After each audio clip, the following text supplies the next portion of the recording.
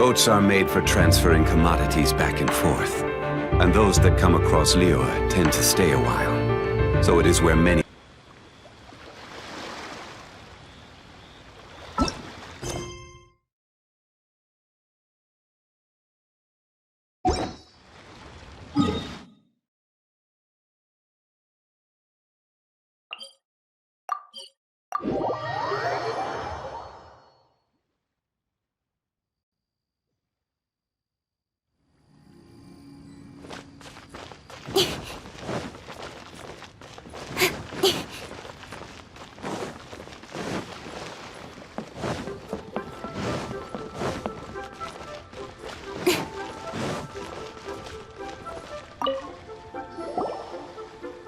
Is there anything I can do for you two? I'm afraid that Wangsheng Funeral Parlor isn't in the best state to receive guests. We've come to see Zhongli. Could you please tell him we're here? Unfortunately, Zhongli isn't here at the moment. It seems he went to Northland Bank. Doesn't the Northland Bank belong to the Fatui? Last time we saw Zhongli was before we went to the Golden House. Do you think he doesn't know about the attack on Liyue? Visiting the Fatui at a time like this could only mean more trouble. We had better go and make sure that everything is okay.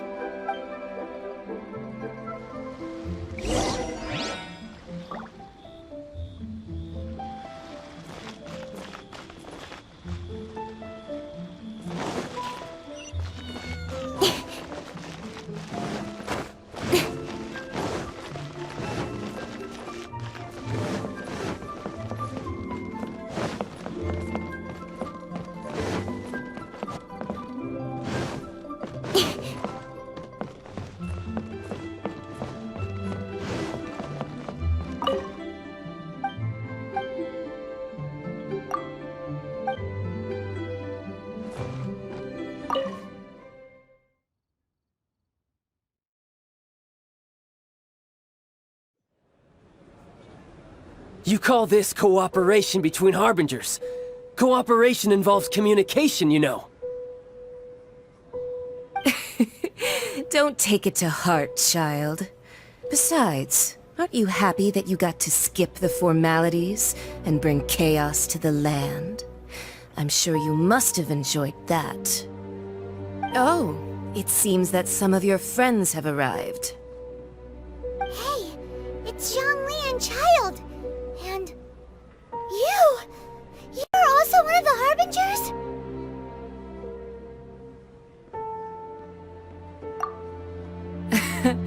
It's you two. I believe we've met once before. In the city of Bards, was it? I'm glad you still remember my name. Ah, right. I imagine that it must have been rather hard to forget watching helplessly as something precious was snatched away from your friend. Well, if it isn't you two. This is our first time seeing each other since Liyue was nearly wiped off the map. This is certainly a bit awkward, wouldn't you say? Paimon knew that we should never have trusted a Fatui Harbinger. Oh, now don't say that. Sure, I may have misled you, but I never had anything against you personally. Besides, I thought we were getting along quite well together, didn't you? Except for that little tussle we had at the end. Nothing personal. We just have different views, that's all.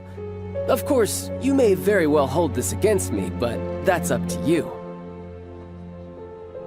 The real deceivers here are Senora and Zhongli. Curse them for leading me on. So actually, I think... Stop wasting time, child. There'll be plenty of time to chat once I'm through here. You remember the agreement, Morax. Now, if you would be so kind. The Gnosis, please. What in the world are you talking about? The contract is fulfilled. That which thou seeketh is now bestowed unto thee. For my promise is solid as stone.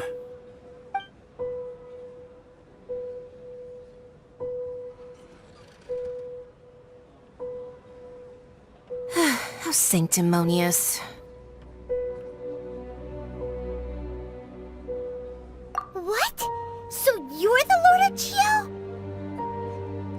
No, wait! That's an exciting twist and all, but why give the Gnosis to the Fatui?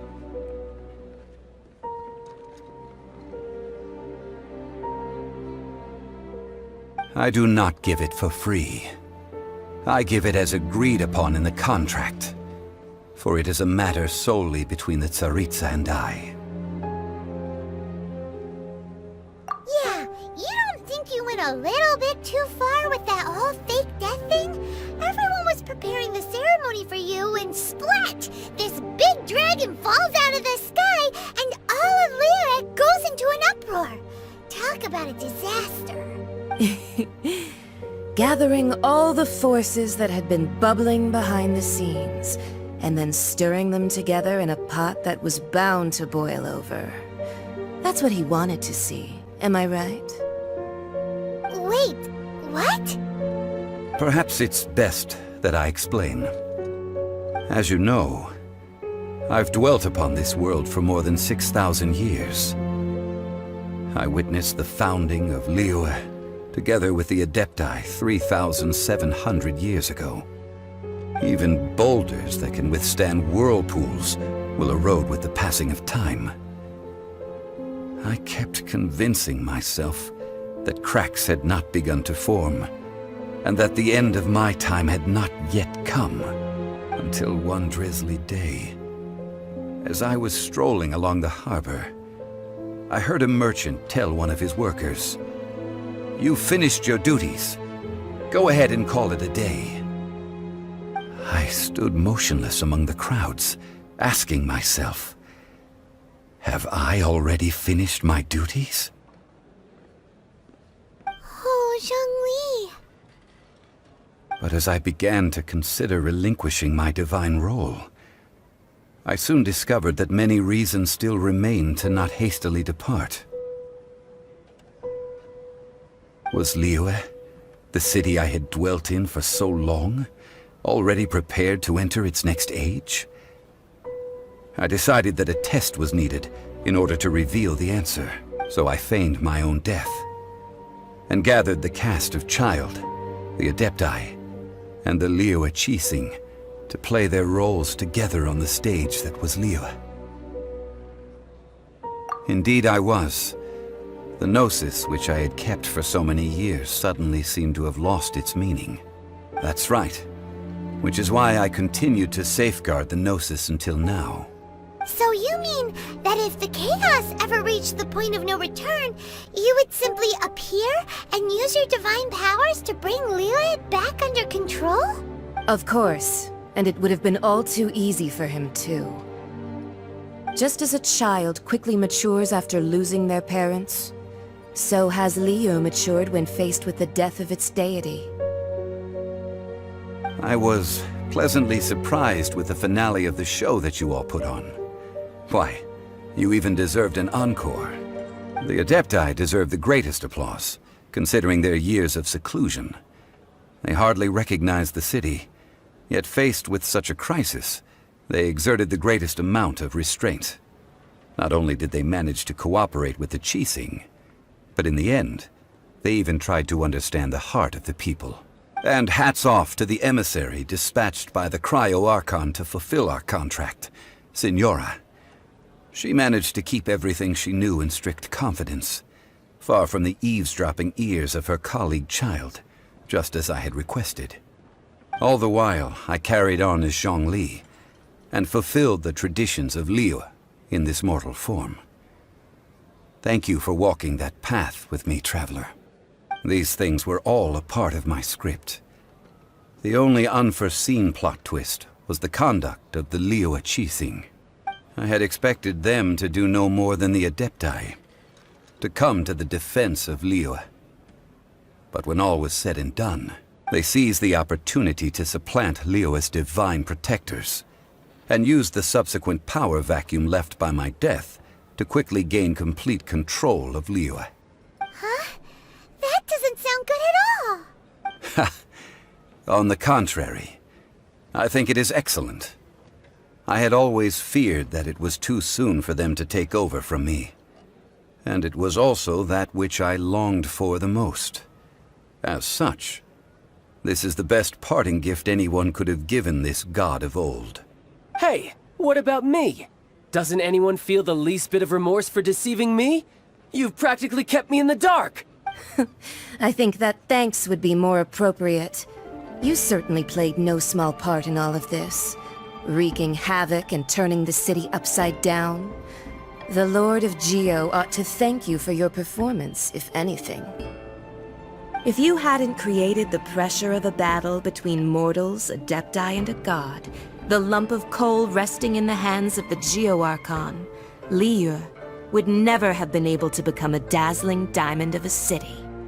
Huh? Just whose side are you on, mocking me like that? Are you itching for a fight? Be that as it may, you've come out of this as the hero of Liyue. I, on the other hand, will be forever prescribed as a disturber of the peace, no? Well then, with the Gnosis in my possession, I have no use for such idle chatter. We should return to Zapoljarny Palace and seek an audience with Her Majesty, the Tsaritsa. Come, child. Fine. I'll meet you there later. I'm not sharing a boat with the likes of you. Do as you wish.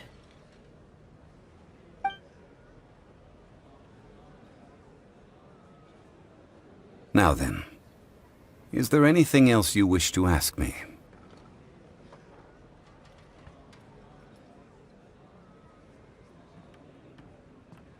Right! As Zhongli always told us, a good trade is a fair trade. Paimon has no idea what could be a good trade for a Gnosis. Realistically speaking, there is no such thing. Huh? However, I am the god of contracts. For thousands of years, I have made countless contracts. If the deal was of no benefit, then I certainly would not be inclined to agree to it. My agreement with the Cryo Archon will be the last of my contracts as the Geo Archon. My contract to end all contracts. As for the bargaining chip that the Tsaritsa used to balance the scales, uncover that answer for yourself in your future journeys.